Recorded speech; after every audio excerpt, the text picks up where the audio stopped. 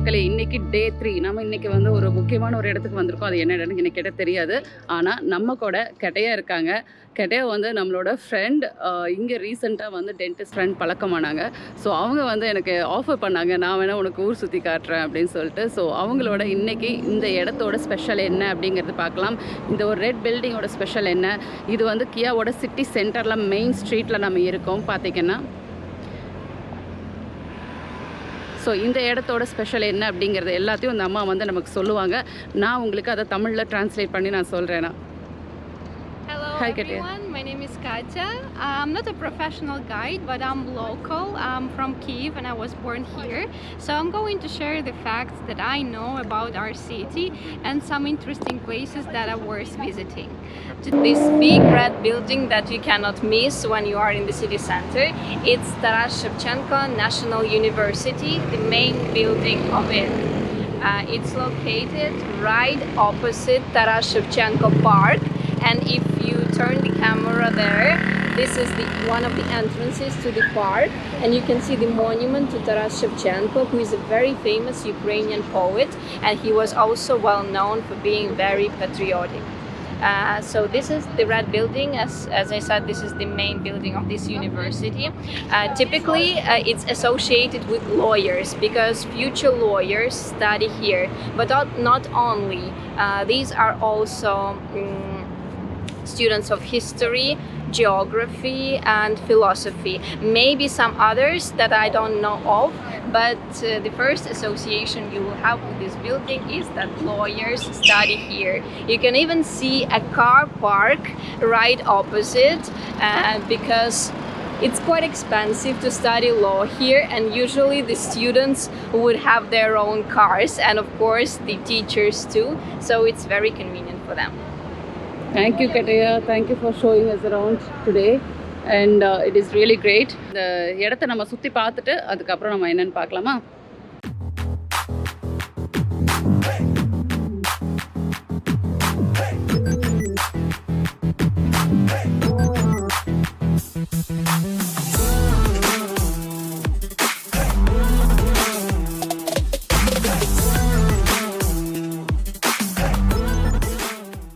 இந்த கவிஞருடைய பெயர் இந்த யூனிவர்சிட்டிக்கு மட்டும் இல்லைங்க, இந்த யுக்ரைன் நாட்டுடைய கரன்சி 100 கிரீவ்னாவோட நோட்டில் கூட அவரோட படத்தை நீங்கள் பார்க்க முடியும். இது படிச்சிங்கன்னா ஹ்ரிவ்னியா அப்படின்னு சொல்லியிருக்கோம், ஆனால் இவங்க கரன்சியை வந்து சொல்லும்போது கிரீவ்னா அப்படிங்கிறாங்க. அவங்களோட ப்ரொனவுன்சியேஷன் கொஞ்சம் வித்தியாசமாக இருக்குது.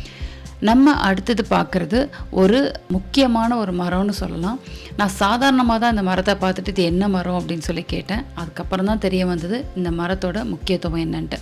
இந்த மரத்தில் நீங்கள் பார்க்குற காய் பேர் செஸ்னட். இந்த செஸ்னட் ஹார்ஸ் செஸ்னட் வகைகளை சார்ந்து இருக்குது. அன்றைய சோவியத் உக்ரைனோட சின்னத்தில் நீங்கள் பார்த்தாலும் சரி, இன்றைய கீவ் தலைநகரத்தின் சின்னமாகவும் இந்த செஸ்னட் இருப்பதற்கு ஒரு பெரிய வரலாற்று கதையே இருக்குது. சுமார் 1830களில் அன்றைய உக்ரைனின் கவர்னர் ஜெனரல் பெபிகவ் அப்படிங்கிறவர் ரொம்ப பெருமிதத்தோட இந்த செஸ்னட் மரங்களை நகரத்தின் முக்கியமான ரோடுகளின் ஓரத்தில் வளர்த்து வந்திருக்காரு. அதற்கு அவரின் பெயரே வைத்தும் சந்தோஷப்பட்டிருக்காரு.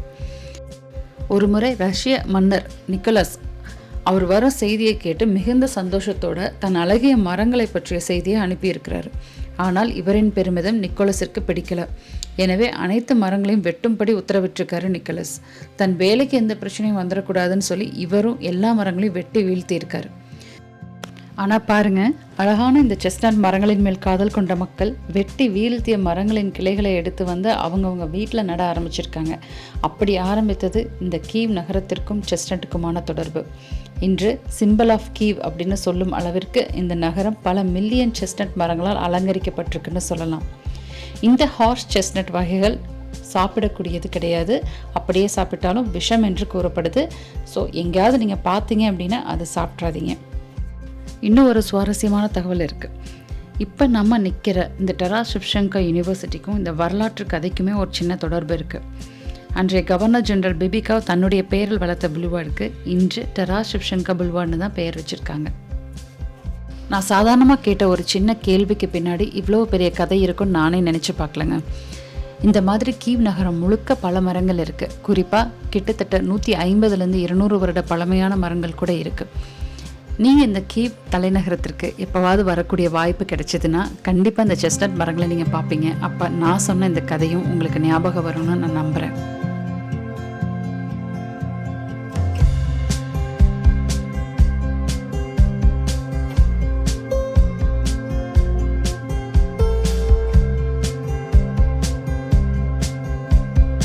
இந்த கீவ் தலைநகரத்தில் நம்ம சந்தித்த நம்ம புது தோழி கேத்ரினா நமக்காக பல கதைகள் சொல்லி வர்றாங்க. அதில் ஒரு சுவாரஸ்யமான கதையும் இப்போ நமக்காக சொல்ல வர்றாங்க. என்னன்னு பார்க்கலாமா? In Ukraine, we have a superstition that whenever you see a bride, you should hold your purse. This is supposed to bring you luck and money. We've seen two today. So it's going to be really lucky for us today then. Yeah, we're going to be very rich. ரெண்டு newly married couples இருக்காங்க. இப்போ பார்த்தீங்கன்னா அன்எக்ஸ்பெக்டடாக தான் நம்ம பார்த்தோம். So it was really ஒரு good மூமெண்ட்னு சொல்லலாம். இங்கே என்ன சொல்கிறாங்க அப்படின்னா, இந்த மாதிரி கல்யாண பொண்ணை பார்த்தோம் அப்படின்னா நம்ம பர்ஸை பிடிச்சிக்கணுமா. ஏன்னா வந்து அது ஒரு மூடநம்பிக்கைன்னு சொல்கிறாங்க, சூப்பர்ஸ்டிஷியஸ் பிலீஃப்னு சொல்கிறாங்க. லைக் நமக்கு வந்து அது லக் அப்படின்னு சொல்கிறாங்க. ஸோ இன்றைக்கி நம்ம 2 பேரை பார்த்துருக்கோம். பார்க்கலாங்க எவ்வளோ வியூஸ் போகுது, எவ்வளோ லட்சங்கள் சம்பாதிக்க போகிறோம் அப்படின்னு சொல்லிட்டு.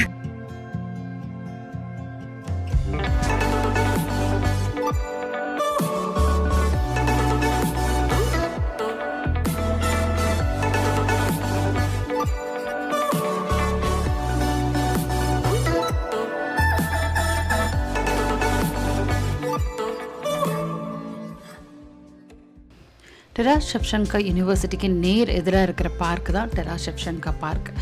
அங்கே இருக்கிற அந்த சிலை அவரோட சிலை தான். இந்த டெராஸ் ஷெவ்சென்கோ அப்படிங்கிறவர் 40 வயசுலேயே இறந்துட்டார். ஆனால் அவரோட உருவச்சிலை பார்த்திங்கன்னா கொஞ்சம் வயதான தோற்றமாக தெரியும்.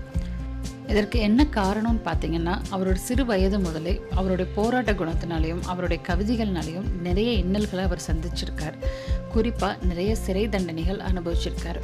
இதுதான் அவருடைய தோற்றம் சிறு வயதிலேயே முதிர்ச்சியாக தெரியறதுக்கான காரணமாக சொல்லப்படுது.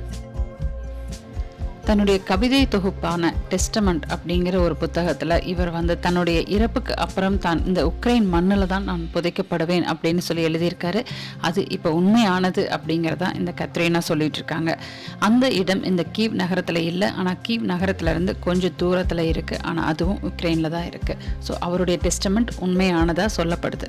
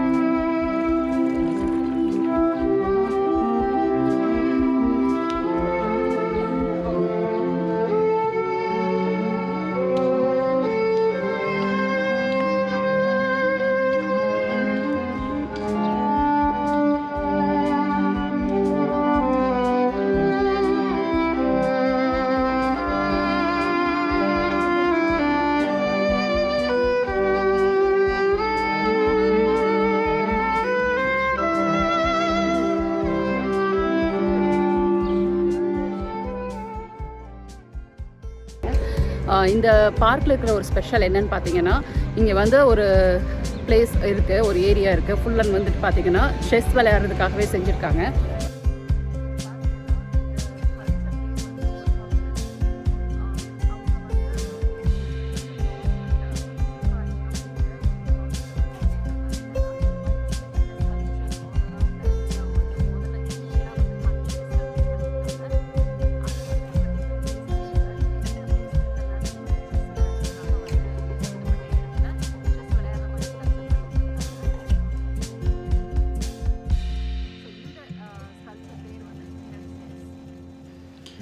இந்த உக்ரைன் தலைநகர் கியவ், அந்த தலைநகரத்தின் பெயரை நீங்கள் கியவ்னு சொல்லலாம், இல்லை கீவ்னு சொல்லலாம்.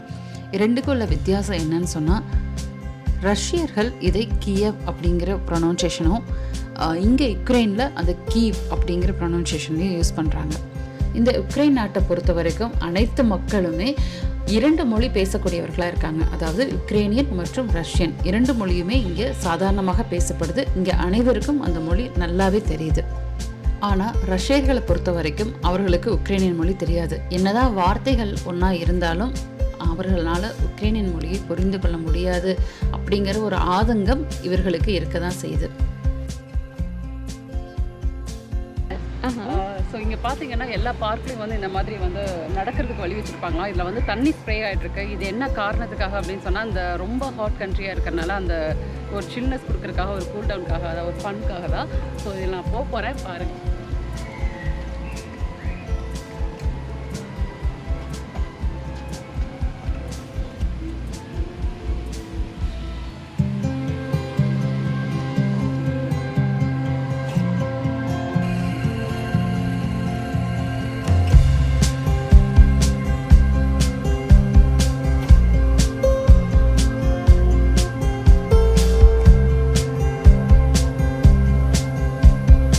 நம்ம தென்றல் யூகேவை பொறுத்த வரைக்கும் நம்ம எங்கே போனாலும் அந்த இடத்துடைய வரலாற்று சிறப்புகளை நம்ம நிறைய பார்த்துட்ருக்கோம்.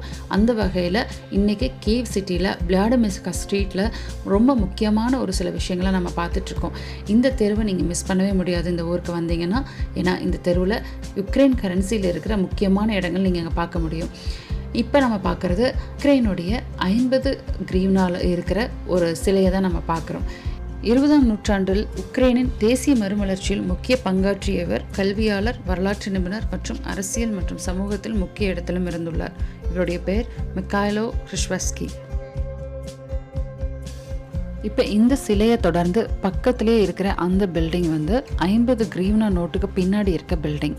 இந்த பில்டிங்கோட பேர் சென்ட்ரல்னா ராடா, அதாவது சென்ட்ரல் கவுன்சில் ஆஃப் உக்ரைன், அதோடைய பில்டிங் தான் இப்போ நம்ம பார்த்துட்டு இருக்கிறது. இந்த பில்டிங்க்கு டீச்சர்ஸ் ஹவுஸ் அப்படிங்கிற பேர் இருக்கிறதாகவும் கேத்ரினா சொல்கிறாங்க. And his monument is not far from here on the left side, and the building depicted at the back of this banknote is called the Teacher's House, which you can see right behind me. So they're situated next to each other, the monument and the house, and the building is used for different educational purposes. அடுத்து நம்ம பார்க்க போகிறது Kyiv நகரத்தினுடைய golden gate.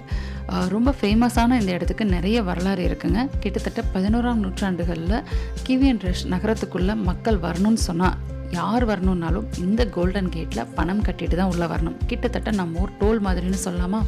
Roman எம்பையர்ஸோட capital சிட்டியான கான்ஸ்டன்டினோப்பிள்லையும் இதே மாதிரி golden gate இருக்கிறதா சொல்லப்படுது. அதாவது அதை பார்த்து தான் இதை செஞ்சதாக சொல்கிறாங்க.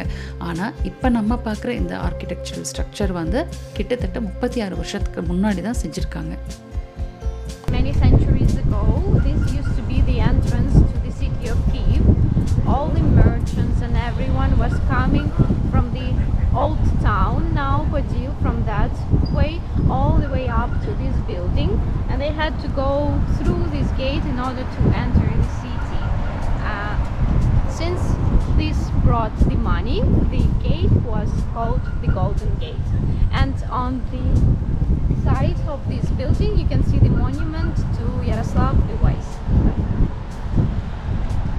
இப்போ நம்ம பார்க்குற இந்த எரோஸ்லவ் த வைஸ் பிரின்ஸ், இவருடைய சிலையை தான் நம்ம பார்த்துட்ருக்கோம். இவர் யார் அப்படின்னு சொன்னால் விளாடிமிர் த கிரேட்டுடைய பையன்னு சொல்லப்படுது. ஆனால் இவர் மட்டும்தான் பையனான்னு கேட்டால் இல்லை. இவருக்கு முன்னாடி சகோதரர்கள் இருந்திருக்காங்க. அதில் ஒரு சகோதரர் 3 சகோதரர்களை கொன்னுட்டு அவர் ஆட்சியை பிடிச்சிருக்காரு. ஆனால் அவர்கிட்ட இருந்து இவர் ரொம்ப சாமர்த்தியமாக அந்த ஆட்சியை இவர் கைப்பற்றியிருக்காரு. இவர் கைப்பற்றின உடனே நிறைய நல்ல விஷயங்கள் செஞ்சுருக்காரு. கூடவே கிறிஸ்டியானிட்டி மதத்தையும் இவர் பரப்புவதற்கான வழிகளை நிறைய செஞ்சுருக்காரு.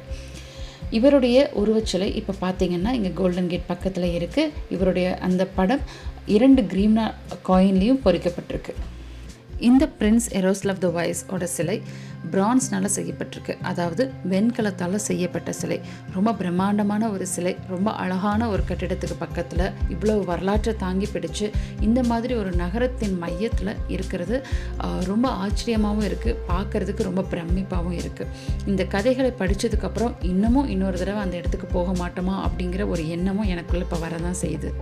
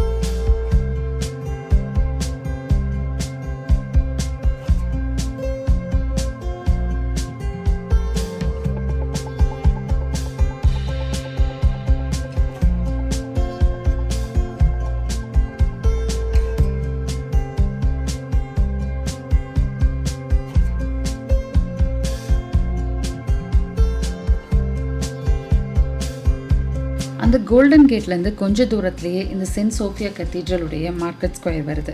இந்த இடத்துல இருக்கிற இந்த சிலை தான் 5 கிரீவ்னா நோட்லேயும் இருக்குது. அந்த சிலையில் இருக்கிறவரோட பேர் ஹெட்மன் போர்டன் ஹெல்ம்னெட்ஸ்கி. இந்த 5 கிரீவ்னாக்கு பின்னாடி இருக்கிற அந்த இடம் எதுன்னு பார்த்தீங்கன்னா, இவர் பிறந்த இடமான சுபாட்டிவ் அப்படிங்கிற ஒரு கிராமத்தில் இருக்கிற இலின்ஸ்கா சர்ச் அப்படின்னு சொல்லப்படுது.